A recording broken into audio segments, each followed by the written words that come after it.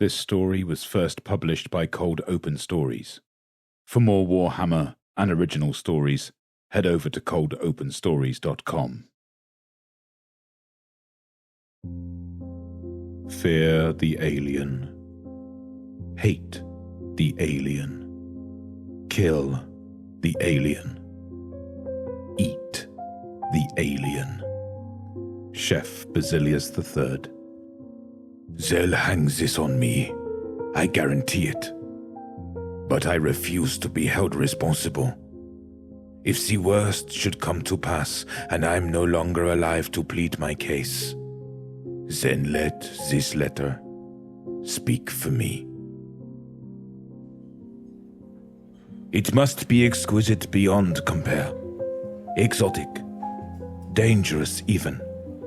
It must delight and enthrall. It must be perfect. Those were the captain's orders, and Emperor save me. I, a mere servant, obeyed. My sous-chef Livia and I descended into the hold to scour the endless chaff deposited by the Alucian trawlers.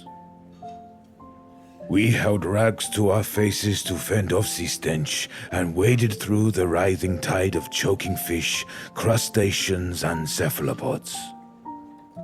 We separated the choicest lobe fins, rays, and squid, any of which would have made for a fine repast, but none of them fit the captain's bill. It was revolting work. Livia had offered to go in my stead with a few of the line cooks, but I would not risk any blunders on my watch. No. When the captain raised me to my new station, I vowed not to wind up like my predecessor, scrubbing sludge from inside the protein processors. I vowed to leave no margin for error, no margin for mediocrity. But as the hunt continued, I began to worry that mediocrity may be our only path forward. Then, there it was. Livia found it, half buried, only its tail visible. It took some doing, but we managed to free it from the slippery dreck. I'd never seen anything like it before. Maggot-like, but long as a man. Clad in bony blue armor over a ruddy carapace, with half a dozen clawed legs, and its mouth, nearly a third the size of its body, crowded with razor-edged teeth. It was something in its blood-red eyes, though. Even dead, its gaze made me quake with fear. With the knowledge I have now, I wish I'd listened to my gut. I should have left the creature where we found it, but Livia reminded me of our it. Nothing else in the hall would sate the captain's desire. She was right. Back in the kitchens, a bell tolled, signaling dinner service had begun. An army of footmen carried hors d'oeuvres on silver trays up to the great hall, to the captain, his officers, and the visiting delegation from the Adeptus Administratum. While they whet their appetites above, I considered how best to prepare the creature. But it was Livia who convinced me to cook and serve it as one traditionally would a Terran lobster. Simply. Poach it in sea brine and serve with butter. Its shell turned from brown to crimson as it boiled. When it was finished, a pair of cooks lifted it from the vat and laid it on the countertop. They peeled and scraped away the armor, then split the back open to reveal the tender, white meat inside. I commended my staff, assured them of the captain's pride in their work, and ordered the footmen to deliver it to the hall above. But there was no reprieve during dinner service, and we still had dessert to prepare. 30 minutes later, as cakes were being removed from the oven and sauces drizzled over flaky pastries, there was a sudden crash from the corridor outside. Silence fell over the kitchen. A serving tray was still wobbling on the deck when I emerged into the corridor. Broken dishware strewn everywhere. One of the footmen lay against the bulkhead, a hole in his neck, gushing blood. Before I even reached his side, I heard it. A terrified scream from the hatchway, from the deck above. I froze. A lasgun cracked. Glass shattered. Alarm sounded. Emergency lights flashed. More lasguns joined the first. Livia burst out of the kitchen, yelling something. She looked past me, her eyes wide. I turned. Panic washed over me, my vision tunneled, and the deafening sound of my own blood pumping in my ears drowned out everything else completely.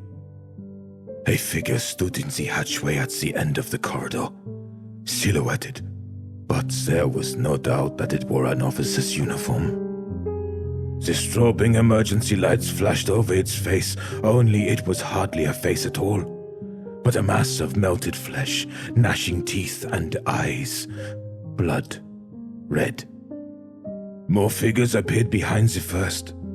Then they charged towards us. I ran. The walk-in freezer was dead ahead. I made for it, tore the door open, turned to shut it, saw Livia sprinting towards me. The things were right behind her. There was nothing I could do. The look in her eyes. I slammed the door shut, and they crashed into it. The screams and hammering against the other side. The things tried to break through, but the door was plated steel, and I destroyed the latch control. Eventually, they abandoned the effort to get in. But now, I'm trapped. I heard more lasguns, and I cried for help, but none came. It's so cold in here. I can hardly feel my fingers to write anymore, and the refrigeration system can't be disabled from inside. Despite the constant fear and adrenaline coursing through me, unconsciousness threatens to overtake me. Before it does, I must restate my innocence. I was at the whim of the captain and his demands.